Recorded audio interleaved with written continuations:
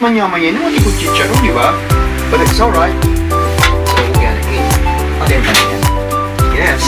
And we're gonna try. It's super yummy. And because this one is organic, and pwede tayong kumain. Because we are Asian, we love rice. Diba? Kanyaman na. Okay, Diyos ko.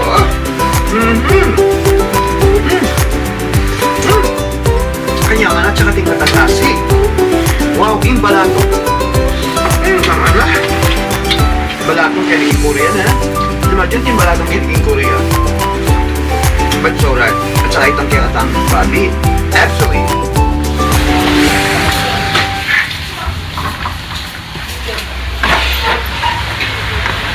This mga Java guys, syempre magandang gabi mga kapos sa inyo lahat. And of course, it's night time na in here, almost like 6 na ng gabi. So it's Monday, so araw ng ating pahinga. So nag-grade yung something like Filipino food yung native in Pilipinas, kaya ako late ang balatong. And of course, the Munggo. So they don't have it in here, the Korean, my favorite Korean supermarket.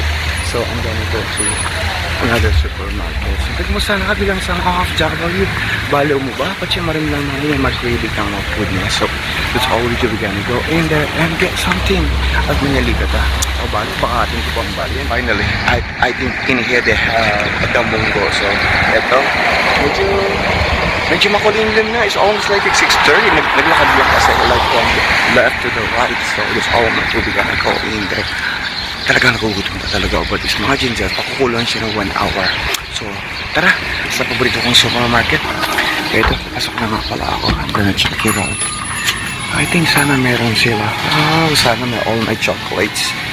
But wala. But it's alright. So, right in here, meron sila mga Philippine product. Right in here. Wow, may magic sarap sila. So, magkano kaya ito? So, I think, madami-dami na. So, this one is like 3,000 won. Diba? So, babayaran na lang natin ito. So, syempre, magluluto din dahil Munggo ito. Hanap tayong like the leafy vegetables in here. Sana hindi mahal. Let me check it out. This one's not expensive, I think. So, that one is 3,000. So, this one is 1,001. So, siguro, ito na lang.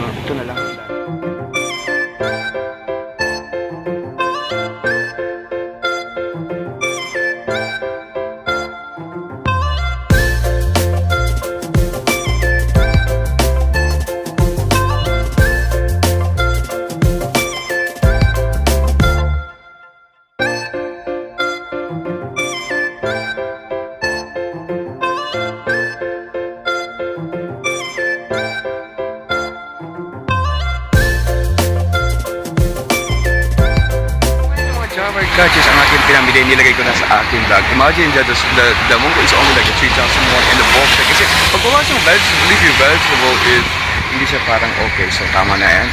Wala naman akong baong. So bagoong sa this only. Tara na sa akin. yes mga Java guys. Welcome home, sweet home sa ating kubo. Yes, ang bahay ko ay kubo. Puno-puno naman ang pagmamahal ng galing sa inyo. So that's why ito ang ating Munggo. Ginisek ko niya. So kain na po tayo. Hindi pa. Maya-maya pa. Tapos all I'm do, igigisa ko lang. So guess what? Igigisa ko lang siya sa luya. And of course yung taba ng baboy. I think this. Pinalambot ko na yung my pork belly. Yes. So that's why we don't have like much vegetables. So this one ang aking Munggo. Ang dami, guess what? Meron pa akong bagoong bagag. Lalagyan siya ng bagoong na ginamos. So that's it. It's super hard for cooking. And then luya lang ang aking ilalagay. Okay na yan. Wala akong bawang, wala akong sibuyas. Kasi naghihirap lang tayo. But it's alright. The most important is we cook our healthy lifestyle food. Siyempre sa bahay kubo, kahit munti ang halaman doon. Ay, sorry. Guess what? Yan ang mga Java guys. This one is my small house. It's studio type. Isa lang siyang maliit na room inside. And I have a small bed and of course this small kitchen. Yes, ito ang aking mga shoes, yung mga galing sa ukay-ukay. And right now, I put yung aking ginger. Yes, and kung gigisa ko lang siya. Kumusta nga bilang isang Java news, syempre, we always inspired, never expired. Naku, makakatawa pa. Magkaganda yung mantika. But it's alright. I'm gonna cover it a little. Meron akong ginamos. Binigay ni Dear Ate Helen. So just all I'm gonna do is I'm gonna put it. Siyempre, all I'm gonna do is I'm gonna put in here. Yan ang aking ginamos. Ilalagay ko siya as, pero po I put only like little bit like water. Sayang kasi yung juicy niya. That's it. Yun lang kukunin ko yung juicy niya. Well, eto, magluto na tayo. Nakakamiss din kasi yung ating Filipino food. Oh my God, yun nga ba ang sinasabi ko. So, I'm gonna make it a little bit low. Initin ko muna siya. But I think that's okay. Alright, here we go. And we're gonna put ang ating, what you call that? Ang ating ginamos. Yes. We're gonna put this one. I like the juicy. Yung kanyang juice para masarap-sarap siya. Yeah, siguro. And of course, I'm gonna on the fire. Hindi na magagalit yan. Ano ba yan? Pinapasok ako, but it's alright. No worry. Alright, here we go. Lalagyan na natin siya ng simple hot for cooking. Lalagyan ko siya ng pampalasa. Yes. That's it. Pampalasa. Huwag naman madami. Baka mahilo ako. And of course, lagyan din natin siya ng konting asin. That's it. Alright, here we go. And I'll put the oyster sauce. Ganun lang ka-easy ang ating simple hot pot cooking. Dagdagan mo ng konting oyster sauce. That's it. And of course, ilisap na natin siya. Alright, here you go. And ayan ko lang siya a little bit like the smell of the aroma. Munggo. Munggong pachamba. Dabber Suds. Yes, right in here. Ay, nakalimutan ko this one. Oh my God, thank you so much. I love this one. This one ang aking favorite na sombrero. And I'm gonna put mungo. Yes, mungo with Korean angel. Alright, here we go right now. And of course, we're gonna mix it. Ganun lang ang aking pagkain for today. Filipino food, mungo. Actually, kulang-kulang siya sa ingredient, but it's alright. The most important is, okay lang siya. And after this one, I'm gonna put the bok choy. Ito. Actually, I'm gonna put only like 2 pieces. Kasi mahal, imagine that this one is almost like 1,600, almost like 1,000, almost $1.02, diba?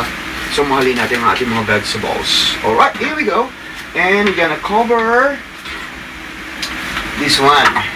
Yes. Cover this one. Mabilis na yan kumulo. And I'm gonna wash ang ating leafy vegetables. You know, the leafy vegetable is, a lot of fiber. And of course, this one is mungo. It's rich in protein. And of course, vitamin. Konting vitamin din yan. Ganun lang kayo sa ating simple hot for cooking. Yes. Kasi content din ito.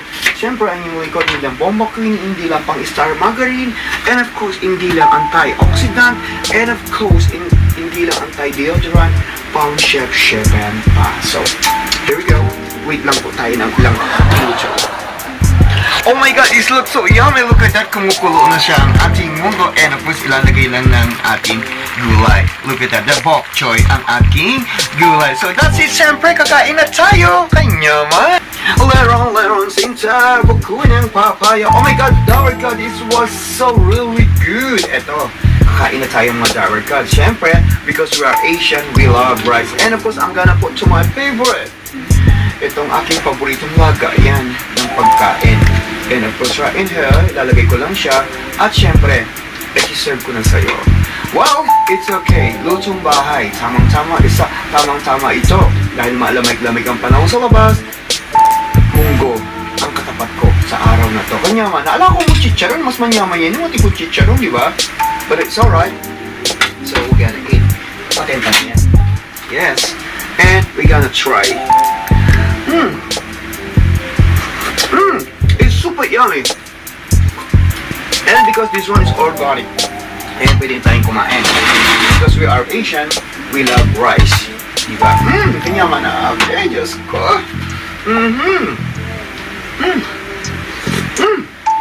Kanyaman at saka tingkatang nasi. Wow, in balatong. Naman na. Balatong kiniking Korea na. Imagine, timbalatong kiniking Korea. But it's alright. at saka itong kay Katang Bobby. Actually, when I pulled Munggo, sinama ko na yung baboy para it look like naman kalambot na. Nakukaling ka pa. Naman.